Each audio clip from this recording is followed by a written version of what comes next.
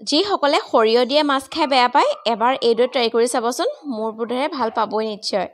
মই লৈছোঁ কেইটামান কেঁচা মাছ আৰু এয়া যে সৰিয়হ আৰু পেষ্টটো মানে ইয়াত দিছিলোঁ মই ডাঙৰ সাইজৰ পিঁয়াজ এটা দুটা বিলাহী আৰু 1 চামুচ সৰিয়হ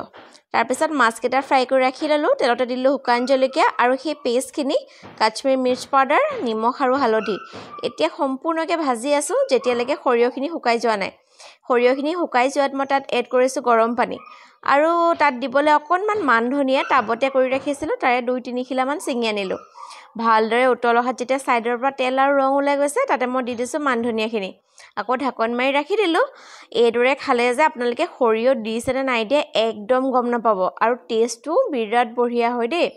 কেইখিলামান ধনিয়া পাত কিন্তু লাগিবই তেতিয়া গুণটো বেছি ধুনীয়া হৈ যায় আৰু এয়া মই লৈ ল'লোঁ আজি একেবাৰে চিম্পল লাঞ্চ প্লেটাৰ